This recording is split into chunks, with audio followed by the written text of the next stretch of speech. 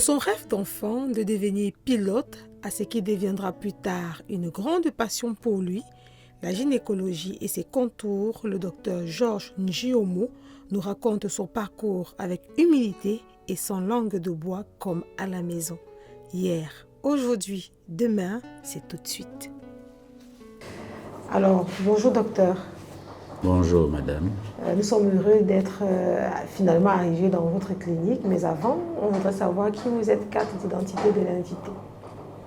Merci. Moi, c'est Dr Njiomo Thiogan Georges Yves, médecin, gynécologue obstétricien, exerçant à Douala. Oui. Et une famille, vous êtes le quantième de la grande famille constituée par vos parents. Je suis le deuxième né d'une famille qui a presque 12 enfants. 12 enfants d'une seule femme ou bien? Non. Une famille polygame. Alors, vos parents, ils sont encore en vie, vos frères et sœurs, quelles sont vos relations avec ces personnes-là? Mes parents, ils sont en vie. Mon père et ma mère, ils sont toujours en vie. Mes sœurs, nous entretenons de très bonnes relations. Voilà. Vous vous êtes présenté en disant que vous êtes médecin, gynécologue, obstétricien. Est-ce que ça a toujours été votre rêve depuis petit? Ou alors, comment ça se fait qu'on arrive à devenir médecin gynécologue?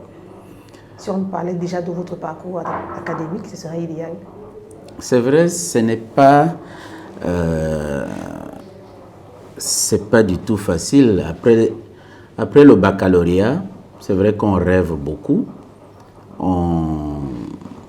On rêve d'être pilote, on rêve de faire des choses extra, mais la réalité vous rattrape. Et souvent, c'est nos parents qui nous disent, pose un peu les pieds sur terre et fais quelque chose de raisonnable. Donc du coup, après avoir obtenu le baccalauréat, voilà, nous avons fait le concours à Bangui, en République centrafricaine, parce que dans la période, dans les années 93, vous savez qu'il y avait des villes mortes, etc.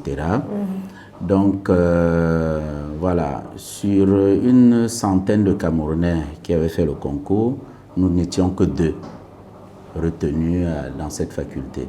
Et c'est comme ça que, voilà, j'ai fait la médecine. Voilà. Mais sinon, au départ, ce n'était pas mon rêve, il faut le dire en vérité. Votre rêve était quoi? Qu'on voit si on n'est pas loin de la réalité. Pilote. Très très loin. Très très loin. On est dans 2 extrêmes. Oui. Oui. Mais c'est vrai que pilote, vous aurez toujours été au service des hommes, puisque vous aurez piloté souvent des avions transportant des personnes. Cette fois-ci, vous pilotez, on va dire un tout petit peu la vie des personnes pour les amener à bon port quand elles sont malades. Alors, votre statut matrimonial? Je suis marié, père de 5 enfants. Super. Alors, on va revenir un tout petit peu sur le type de personne que vous êtes. Vous savez, dans une grande fratrie comme la vôtre, on sait identifier quels sont les enfants les plus turbulents, les enfants les plus calmes, de sorte que le parent sait que celui-ci, quand il se comporte comme ça, c'est qu'il y a tel problème ou tel problème. Mais vous, quel type d'enfant est-ce que vous étiez? Oui, ça c'est vrai, un enfant un peu turbulent, parce que je n'admettais pas tout, voilà, même à l'école. J'étais le genre Thomasy, comme on dit souvent, voir avant d'accepter. Voilà, c'est ce qui faisait de moi un bagarreur, voilà. J'aimais les challenges en fait. Voilà. Et les parents, comment est-ce qu'ils faisaient pour réussir à vous appréhender? C'était surtout mon papa qui était comme le marteau. Voilà, quand je voulais exagérer. Voilà. Il ramène. Et c'est le papa qui aura intervenu au niveau du choix de la filière finalement que vous avez choisi par après, puisqu'à la base, vous vouliez être pilote. Mais quand vous obtenez votre baccalauréat, il y a cette conversation avec le papa qui vous oriente vers la médecine. Comment est-ce que ce qui est vrai, il a pesé de tout son poids pour que je fasse la médecine. Et après, c'est au cours de la première année que j'ai réellement commencé à aimer la médecine. Mais sinon, au départ, voilà, je voulais être Pilote. Pourquoi pilote? Parce que je pensais, j'étais très fort. Bon, quand je dis très fort, j'aimais les mathématiques et j'étais quand même assez brillant en mathématiques. Voilà. Vous ne voyez pas autre chose en dehors. Pourtant, on dit que la médecine demande aussi à être assez scientifique. Oui, bon, c'est vrai, la médecine demande aussi les sciences naturelles. Ouais, il n'y a pas que les mathématiques, il y a les sciences naturelles. Donc, moi, spécialement, c'était les mathématiques. Quelles sont les choses qui vous font craquer dans la vie au quotidien? Vous êtes marié, je suppose qu'il y a des petites choses que madame sait de vous et que lorsqu'elle les fait, ça vous amène à craquer. Qu'est-ce que vous aimez? Bon, moi, j'essaye d'être le plus compréhensif possible. Hein, souvent, face à un problème, j'essaye d'abord de comprendre avant d'agir. C'est un peu ça. On parlait tout à l'heure de votre parcours académique, mais dans le parcours professionnel, c'est-à-dire, c'est vrai, en médecine, on dit souvent qu'il faut faire environ 10 années pour se spécialiser. Quelle aura été votre expérience? Normalement, c'est bac plus 12, mais moi, j'ai fait bac plus 15 parce que j'ai eu à échouer la 3e année médecine, la 5e année médecine aussi, j'ai échoué. En 3e année spécialité, j'ai échoué, il faut le dire, ouais, faut le dire ainsi. Bon, parce que c'était pas du tout facile. Joindre les deux bouts aussi, voilà, c'était pas facile. Voilà. Mais en fin de compte, vous êtes sorti médecin gynécologue? Oui, parce que je le voulais. Oui. Ça, c'était un challenge pour moi. Dans le parcours professionnel, est-ce que vous avez toujours été à votre compte? Parce que je suppose que là, vous êtes à votre compte. Est-ce que vous avez toujours été à votre compte ou alors vous avez dû commencer à travailler pour d'autres personnes? Je ne parle pas de stage parce que c'est évident qu'au cours de votre formation, il y a des stages académiques qui doivent intervenir, mais je parle de la profession. Est-ce que vous avez commencé dans un hôpital avant de vous retrouver dans votre propre clinique? Alors, il faut dire que quand j'ai terminé la médecine générale, j'ai travaillé avec Médecins sans frontières pendant au moins 5 ou 6 ans, jusqu'à occuper des postes même de responsable terrain, avec 300 ou 400 personnes sous ma charge et dans des zones vraiment reculées, dangereuses, ouais, où les balles tiraient un peu de partout. Ensuite, j'ai travaillé comme chef d'enquête à l'UNICEF. C'était juste des postes pour 6 mois. Voilà. Après ça, je suis revenu au Cameroun. J'ai travaillé à Konolinga pour le projet du CED de Buruli, toujours avec Médecins sans frontières. Puisque vous savez qu'il y a plusieurs branches, il n'y a pas qu'une seule branche, France, Belgique, Suisse, etc. Bon, après tout ça, je me suis dit, il faut que je me pose un peu avec la famille. C'est surtout madame qui me disait, mais tu passes ton temps à voyager, j'étais pas stable en fait. Donc, du coup, j'ai décidé de faire une spécialité et me poser un peu. Voilà. Donc, les différents postes que vous aurez finalement occupés lors de votre petit parcours professionnel vous aura donné assez d'expérience, vous pensez, pour bâtir la clinique que vous avez aujourd'hui? Oui, je pense qu'il faut passer par là.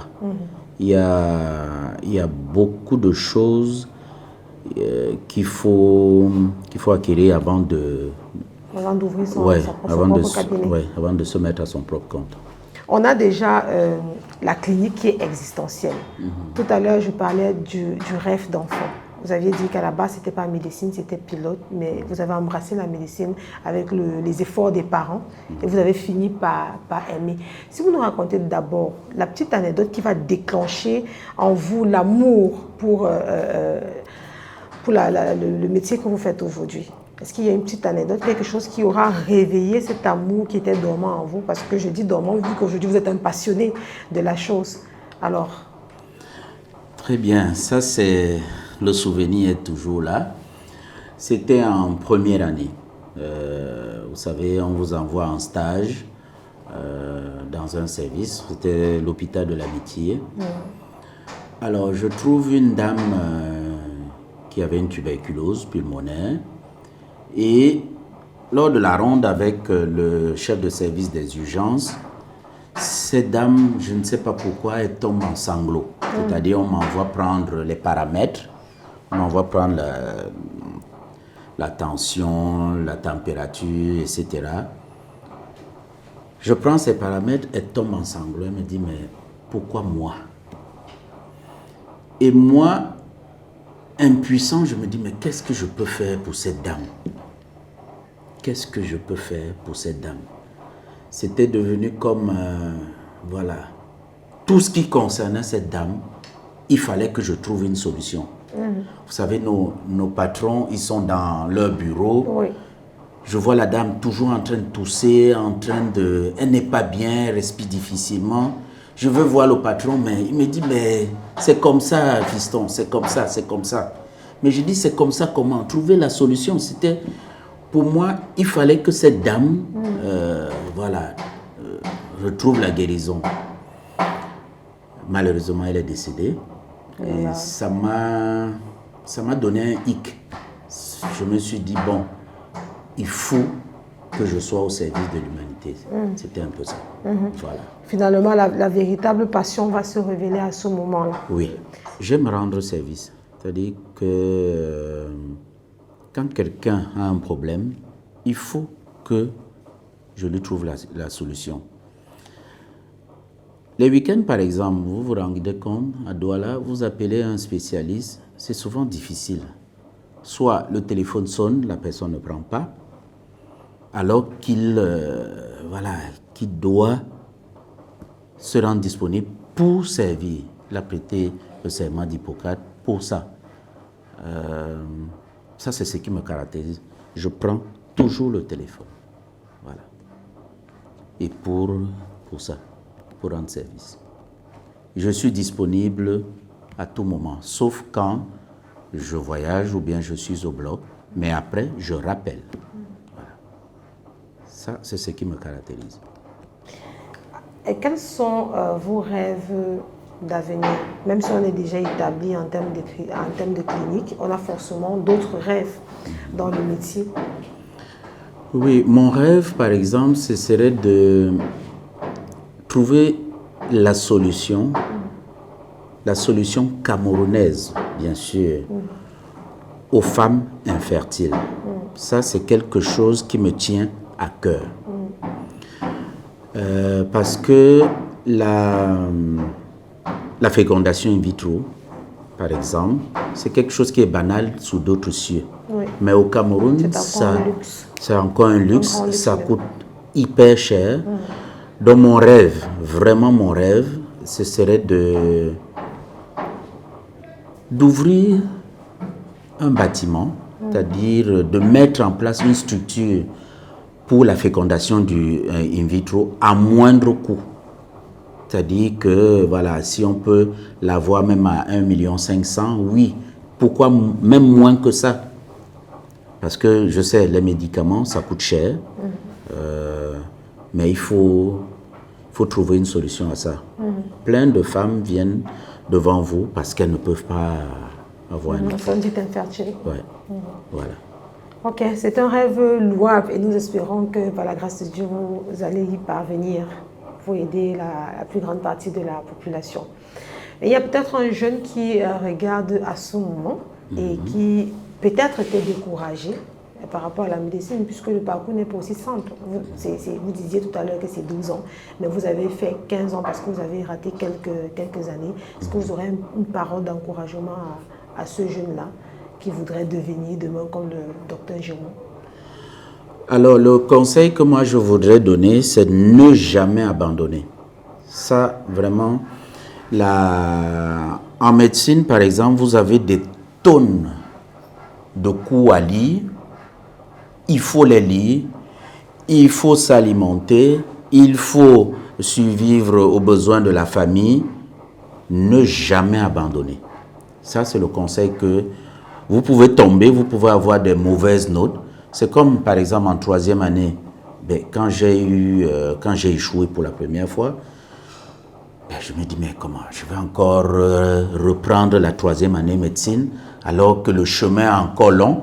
Vaudrait mieux que j'aille faire un autre truc et je gagne ma vie. Bon, c'est là où j'ai encore ma tutrice qui était béninoise à l'époque à Bangui. Elle m'a encouragé et voilà.